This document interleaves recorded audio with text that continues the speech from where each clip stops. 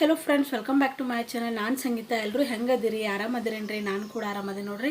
ನಿಮ್ಮೆಲ್ಲರ ಪ್ರೀತಿ ಪ್ರೋತ್ಸಾಹದಿಂದ ಕೂಡ ನಾನು ಕೂಡ ಚೆನ್ನಾಗಿದ್ದೀನಿ. ಹೆಲ್ತ್ ಕೂಡ ಚೆನ್ನಾಗೈತಿ. ಸ್ವಲ್ಪ ಕೋಲ್ಡ್ ಆಗಿದೆ ನೋಡ್ರಿ, ಅದು ಬಿಟ್ಟರೆ ಏನಿಲ್ಲ. ಯಾಕಂದ್ರೆ ಸ್ವಲ್ಪ ವೆದರ್ ಚೇಂಜ್ ಆಯ್ತಲ್ಲ, ಹಾಗಾಗಿ ಅದು ಬಿಟ್ಟರೆ ಎಲ್ಲ ಕೂಡ ನಾರ್ಮಲ್ ಅದ. ಇನ್ನೂ ಡೆಲಿವರಿ ಪೇನ್ ಅದು ಏನಿಲ್ಲ. ಇನ್ನೂ ಒಂದಿಷ್ಟು ದಿನ ಹೋಗುತ್ತಂತ ಅನಿಸುತ್ತೆ. ಇನ್ನೊಂದು 10 ರಿಂದ 12 ದಿನ ನೋಡ್ರಿ, ಅಷ್ಟರೊಳಗೆ ನಂಗೆ ಡೆಲಿವರಿ ಆಗುತ್ತಂತ ನಾನು ಅಂದ್ಕೊಂಡಿದ್ದೀನಿ. ಬಟ್ ಏನಾಗುತ್ತೋ ಗೊತ್ತಿಲ್ಲ. ಯಾಕಂದರೆ ಪ್ರತಿಯೊಂದು ಪ್ರೆಗ್ನೆನ್ಸಿ ಕೂಡ ಚೇಂಜ್ ಇರ್ತದೆ. ನನ್ನ 2 ಪ್ರೆಗ್ನೆನ್ಸಿ ಕೂಡ ನಂದು ಡೆಲಿವರಿ ಡೇಟ್ಕಿಂತ ಮುಂಚೆನೇ ಆಗಿದೆ. ಈ ಸಲ ಏನಾಗುತ್ತೋ ಗೊತ್ತಿಲ್ಲ. ನೋಡೋಣ್ರಿ ಏನಾಗುತ್ತೆ ಅಂತ ಹೇಳಿ ನಾನು ನಿಮಗೆ ಶೇರ್ ಮಾಡ್ತಿರ್ತೀನಿ, ಅಪ್ಡೇಟ್ ಮಾಡ್ತಿರ್ತೀನಿ.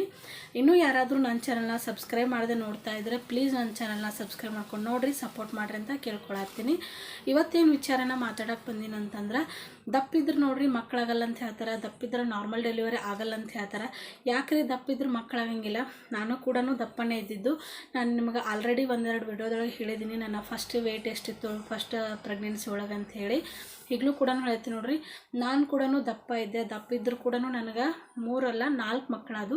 ಅಂದರೆ 2 ಮಕ್ಕಳು ಇವಾಗಿದ್ದಾರೆ, 3ನೇ ನಾನು ಪ್ರೆಗ್ನೆನ್ಸಿ ಇದ್ದೀನಿ, ಮತ್ತು ಒಂದು ಅಬೋಷನ್ ಕೂಡ ಆಗಿದೆ. ನನಗೆ 4 ಮಕ್ಕಳಾಗ್ಯಾವ ನೋಡ್ರಿ. ನನಗೆ ಸ್ವಲ್ಪ ಮೂಗು ಕಟ್ಟದಂಗೆ ಆಗ್ತದೆ ನೋಡ್ರಿ, ನೆಗಡಿ ಬಂದದಲ್ಲ, ಹಾಗಾಗಿ ಸ್ವಲ್ಪ ಧ್ವನಿ ಚೇಂಜ್ ಆಗ್ಯದ. ನನಗೆ ಕೂಡ ಮಕ್ಕಳಾಗ್ಯಾವ ದಪ್ಪಿದ್ರೂ ಕೂಡ. ಮತ್ತು ನಾರ್ಮಲ್ ಡೆಲಿವರಿ ಆಗಂಗಿಲ್ಲ ಅಂತ ಹೇಳ್ತಾರೆ, ದಪ್ಪಿದ್ರೂ ಕೂಡ ನಾರ್ಮಲ್ ಡೆಲಿವರಿ ಆಗಲ್ಲ ಅಂತ ಹೇಳ್ತಾರೆ. ಯಾಕ್ರಿ? ನಂಗೆ ಕೂಡ ನಾರ್ಮಲ್ ಡೆಲಿವರಿ ಆಗಿದೆ. ದಪ್ಪಿದ್ದವ್ರಿಗೆ ಎಷ್ಟೋ ಜನಕ್ಕೆ ಕೂಡ ನಾರ್ಮಲ್ ಡೆಲಿವರಿ ಆಗ್ಯದ, ಮತ್ತು ಮಕ್ಕಳು ಕೂಡ ಆಗ್ಯಾವು. ಅದು ಎಲ್ಲನೂ ನಮ್ಮ ತಲೆಯನ್ನು ತೆಗಿಬೇಕು ನೋಡ್ರಿ. ಯಾಕಂದ್ರೆ ಅದೊಂದೇನೋ ಅಂತಾರಲ್ಲ, ದಪ್ಪಿದ್ರೆ ಹಂಗೆ ದಪ್ಪಿದ್ರೆ ಹಿಂಗೆ ಅಂತ ಹೇಳ್ತಾರೆ. ಅದೆಲ್ಲ ಸುಳ್ಳು ನೋಡ್ರಿ. ನಮ್ದು ಏನಾದ್ರೆ ಬಾಡಿ ಒಳಗೆ ಏನಾದರೂ ಸ್ವಲ್ಪ ನಮಗೆ ಸಮಸ್ಯೆ ಐತಂದ್ರೆ ಅಷ್ಟೇ ನಮಗೆ ಮಕ್ಕಳಾಗಂಗಿಲ್ಲ. ನಮ್ಮದು ಮತ್ತು ನಮ್ಮ ಹಸ್ಬೆಂಡ್ದು ಏನಾರ ತೊಂದರೆ ಇದ್ರೆ ಅಷ್ಟೇ ಆಗಂಗಿಲ್ಲ. ಅದು ಬಿಟ್ಟರೆ ಎಲ್ಲ ಕೂಡ ಆರಾಮಿತ್ತಂದ್ರೆ ಮಕ್ಕಳು ಹಾಗೇ ಆಗ್ತಾವಂತ ಹೇಳ್ತೀನಿ ನಾನು. ಕೆಲವೊಂದಿಷ್ಟು ಜನ ಏನಂತಂದ್ರೆ, ನಾವೇ ಏನೋ ಬೇಕಂತ ದಪ್ಪ ಆಗ್ತೀವನೋ ಅಂತ ಆಸೆ ಐತೇನೋ ಅಂದ್ಕೋಬೇಕು, ಆ ರೀತಿ ಮಾತಾಡ್ತಿರ್ತಾರೆ. ನಮಗೇನು ದಪ್ಪ ಆಗ್ಬೇಕಂತೇನು ಆಸೆ ಇರೋಂಗಿಲ್ಲ ರೀ. ಪ್ರತಿಯೊಂದು ಹೆಣ್ಣು ಕೂಡ ಅವಳ ಹಾರ್ಮೋನ್ ಇಂಬ್ಯಾಲೆನ್ಸಿಂದ ದಪ್ಪ ಆಗೇ ಆಗ್ತಾರೆ. ಯಾಕಂದ್ರೆ ಅದು ಒಂಥರ ನ್ಯಾಚುರಲ್ ನೋಡ್ರಿ. ಇವಾಗ ಪೀರಿಯಡ್ ಆದಾಗೂ ಆಗಿರ್ಬೋದು, ಇಲ್ಲ ಮದುವೆ ಆದಮೇಲೆ ಮತ್ತು ಮಕ್ಕಳಾದ್ಮೇಲೆ ಅಂತೂ ದಪ್ಪ ಆಗೋದಂತೂ ಸಹಜನ ಐತಿ. ಕೆಲವೊಂದಿಷ್ಟು ಜನ ಏನಾಗುತ್ತಂದ್ರೆ, ಅವರು ಮೊದಲೇನು ವೆಯ್ಟ್ ಇರ್ತಾರಲ್ಲ ಅದೇ ವೆಯ್ಟಿಗೆ ಬರ್ತಾರೆ. ಇನ್ನೂ ಕೆಲವೊಂದಿಷ್ಟು ಜನ ಏನಿರ್ತಾರೆ ಹಾಗೆ ದಪ್ಪ ಆಗ್ತಾರೆ. ಬಟ್ ದಪ್ಪ ಆಗ್ತಾರೆ ಅಂಥೇಳಿ ಅವ್ರಿಗೇನು ದಪ್ಪ ಆಗ್ಬೇಕು ಅನ್ನೋದು ಇಷ್ಟ ಇರೋಂಗಿಲ್ಲ. ಕೆಲವೊಂದಿಷ್ಟು ಜನ ತೆಳ್ಳಗಿದ್ದವ್ರು ಹೇಳ್ತಾರೆ, ಅಯ್ಯೋ ಎಷ್ಟು ದಪ್ಪ ಆಗಿಲ್ಲ, ಏನೂ ಚಿಂತೆನೇ ಇಲ್ಲ, ಕರಗಿಸ್ಬೇಕು ಅನ್ನೋದಿಲ್ಲ, ಹಂಗಾಯ್ತು ಹಿಂಗಾಯ್ತು ಅಂತಿರ್ತಾರೆ.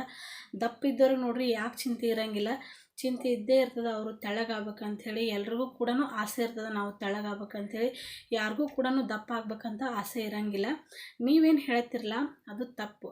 ಯಾಕಂದರೆ ಅವರು ಹೆಲ್ತಿಂದನೂ ಅವರಿಗೆ ದಪ್ಪ ಆಗ್ತಿರ್ತಾರೆ. ಅದನ್ನು ನೀವು ವಿಚಾರಣೆ ಮಾಡಬೇಕಾಗುತ್ತೆ.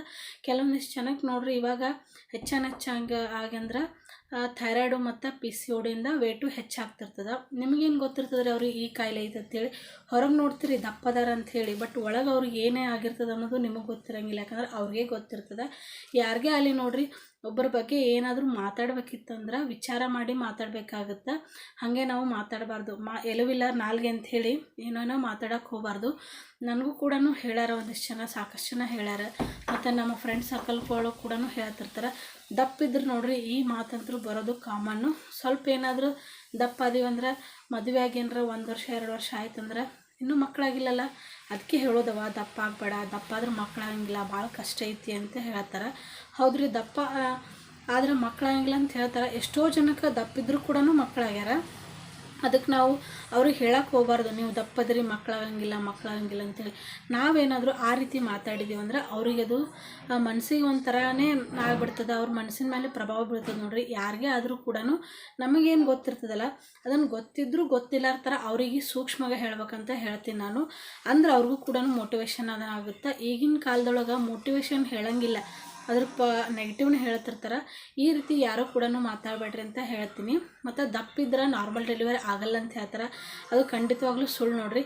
ಯಾಕಂದ್ರೆ ನನ್ನ ಡೆಲಿವರಿ ಟೈಮ್ ಒಳಗೆ ಕೂಡ ನನಗಿನ್ನ ತೆಳ್ಳಗಿದ್ದವ್ರದ್ದು ನಾರ್ಮಲ್ ಡೆಲಿವರಿ ಆಗಿಲ್ಲ, ಅವ್ರಿಗೆ ಸಿಸೇರಿಯನ್ ಆಯಿತು. ಯಾಕಂದ್ರೆ ನಾರ್ಮಲ್ ಡೆಲಿವರಿ ಆಗ್ಬೇಕಂದ್ರೆ ನೋಡ್ರಿ, ಸ್ವಲ್ಪ ನಾವು ಮೆಂಟಲಿ ಸ್ಟ್ರಾಂಗ್ ಇರಬೇಕಾಗುತ್ತೆ, ಫಿಸಿಕಲಿನೂ ಸ್ಟ್ರಾಂಗ್ ಇರಬೇಕಾಗುತ್ತೆ. ಅದು ಎಷ್ಟೇ ನೋವು ಬಂದರೂ ಕೂಡ ನಾವು ತಡ್ಕೊಂಡು ನಾರ್ಮಲ್ ಡೆಲಿವರಿನ ಮಾಡಿಸ್ಕೋಬೇಕು. ಅವತ್ತು ಒಂದಿನ ನಾವು ಪೇನ್ ಪಡೋದ್ರಿಂದ ಏನು ಅಷ್ಟೊಂದೇನು ಮುಂದೆ ಕಷ್ಟ ಆಗಂಗಿಲ್ಲ. ಯಾಕಂದ್ರೆ ಡೆಲಿವರಿ ಆಗೋವರೆಗೂ ಮಾತ್ರ ಅಷ್ಟು ಪೇನ್ ಇರ್ತದೆ. ಅದು ಆದಮೇಲೆ ನಾರ್ಮಲ್ ಡೆಲಿವರಿ ಆದಮೇಲೆ ಆರಾಮ್ ನಾರ್ಮಲ್ ಇರ್ಬೋದು ನಾವು. ನಿಜವಾಗ್ಲೂ ನೋಡ್ರಿ, ಸಿ ಸೆಕ್ಷನ್ ಆತಂದ್ರೆ ತುಂಬಾ ಕಷ್ಟ ಆಗುತ್ತೆ. ಆದರೂ ಒಂದೊಂದು ಅನಿವಾರ್ಯ ಕಾರಣಗಳಿಂದ ನಾವು ಸಿ ಸೆಕ್ಷನ್ ಮಾಡಿಸ್ಕೊಳ್ಳೇಬೇಕಾಗುತ್ತೆ. ಅಂಥದ್ರೊಳಗೆ ಏನು ಹೇಳೋಕ್ಕಾಗಂಗಿಲ್ಲ, ಯಾಕಂದ್ರೆ ಡಾಕ್ಟ್ರ್ ಹೆಂಗೆ ಹೇಳ್ತಾರಲ್ಲ ಹಂಗೆ ಕೇಳಲೇಬೇಕಾಗುತ್ತೆ. ಸಿ ಸೆಕ್ಷನ್ ಅಷ್ಟೊಂದು ಕಷ್ಟ ಅಂತ ಅನ್ನೋಂಗಿಲ್ಲ, ಆದರೂ ಕೂಡ ಸಿ ಸೆಕ್ಷನ್ನು ನಾರ್ಮಲ್ ಡೆಲಿವರಿಗಿಂತ ಕಷ್ಟನೇ ಅಂತ ಹೇಳ್ಬೋದು ನೋಡಿರಿ. ತುಂಬ ಅಂದ್ರೆ ತುಂಬ ಕಷ್ಟ ಆಗುತ್ತೆ ಅವರಿಗೆ. ಹಾಗಾಗಿ ಹೆಚ್ಚು ನಾವು ನಾರ್ಮಲ್ ಡೆಲಿವರಿಗೇ ನಾವು ಮಾಡಿಸ್ಕೊಳಕ್ಕೆ ಟ್ರೈ ಮಾಡಬೇಕಾಗುತ್ತೆ. ಅದಕ್ಕೆ ನಾವು ಹೆಚ್ಚಾಗಿ ಸ್ವಲ್ಪ ವಾಕಿಂಗು ಮತ್ತು ನಮ್ಮ ಹೆಲ್ದಿ ಫುಡ್ ನಾವು ತೊಗೋಬೇಕಾಗುತ್ತೆ ನೋಡಿರಿ. ಜಾಸ್ತಿ ಜಂಕ್ ಫುಡ್ ಅದೇನು ತೊಗೊಳಕ್ಕೆ ಹೋಗಬಾರ್ದು. ಮತ್ತು ಡಾಕ್ಟ್ರ್ ಹೆಂಗೆ ಹೇಳ್ತಾರಲ್ಲ ಆ ರೀತಿ ನಾವು ಫಾಲೋ ಮಾಡಿದ್ರೆ ನಮ್ಗೆ ಖಂಡಿತವಾಗ್ಲೂ ನಾರ್ಮಲ್ ಡೆಲಿವರಿ ಆಗುತ್ತೆ ಅಂತ ಹೇಳ್ತೀನಿ. ಮೊದಲು ನೋಡಿರಿ ಹಾಸ್ಪಿಟ್ಲ್ ಅವ್ರಿಗೂ ಮೇನ್ ಆಗಿರ್ತಾರೆ. ಒಂದಿಷ್ಟು ಜನ ಏನಿರ್ತಾರೆ ಅಂದ್ರೆ ಡಾಕ್ಟರ್ಸು ಅವ್ರು ಪೇನ್ ಕೊಡ್ತಿದ್ರು ಕೂಡ ನಾರ್ಮಲ್ ಡೆಲಿವರಿ ಮಾಡಿಸ್ಕೊಳ್ಳೋದಿಲ್ಲ. ಅವರಿಗೆ ಬಡ ಡೆಲಿವರಿ ಮಾಡಿಸ್ಕೊಂಡ್ರೆ ಅಷ್ಟೇ ಸಾಕಾಗಿರ್ತದೆ. ಹಾಗಾಗಿ ಅವರು ಸಿ ಸೆಕ್ಷನ್ ಮಾಡಿಬಿಡ್ತಾರೆ. ನಾವು ಡೆಲಿವರಿ ಹೋಗ್ಬೇಕಾಗಿತ್ತಂದ್ರೆ ಡಾಕ್ಟರ್ಸು ಮತ್ತು ನರ್ಸು ಎಲ್ಲರೂ ಕೂಡ ಚೆನ್ನಾಗಿರ್ಬೇಕು. ಅವ್ರು ನಮಗೆ ಸಪೋರ್ಟ್ ಮಾಡೋಕ್ಕಂದ್ರೆ ನಾವು ಅವರಿಗೆ ಸಪೋರ್ಟ್ ಮಾಡಿದ್ರೆ ನಮ್ಗೆ ಚೆನ್ನಾಗೇ ನಾರ್ಮಲ್ ಡೆಲಿವರಿ ಆಗುತ್ತೆ ನೋಡಿರಿ. ನಾನು ಈ ವಿಷಯದೊಳಗೆ ನಾ ತೋರಿಸಿರೋಂಥ ಹಾಸ್ಪಿಟ್ಲ್ ಒಳಗೆ ಡಾಕ್ಟರ್ಸ್ ಆಗಿರ್ಬೋದು, ನರ್ಸ್ ಆಗಿರ್ಬೋದು ತುಂಬಾ ಚೆನ್ನಾಗದಾರೆ. ನನಗೆ ಪೇನ್ ತಡ್ಕೊಳಕ್ಕೆ ಆಗ್ಲಾರ್ಕ ನಾ ಸಿ ಸೆಕ್ಷನ್ ಮಾಡಂದ್ರೂ ಕೂಡ ಮಾಡಲಿಲ್ಲ ಅವರು. ನನಗಂತಲ್ಲ, ನನ್ನ ಫ್ರೆಂಡ್ ಇಬ್ಬರದು ಕೂಡ ಅಲ್ಲೇ ಡೆಲಿವರಿ ಆಗಿದೆ. ಅವ್ರಿಗೂ ಕೂಡ ಹೇಳಿದ್ರು ಇಲ್ಲ ನಾರ್ಮಲ್ ಡೆಲಿವರಿ ಆಗುತ್ತೆ, ನಾರ್ಮಲ್ ಡೆಲಿವರಿನ ಮಾಡಿಸ್ಕೊತೀವಿ ನಾವು ಅಂತ ಹೇಳಿದ್ರು ಅವರು.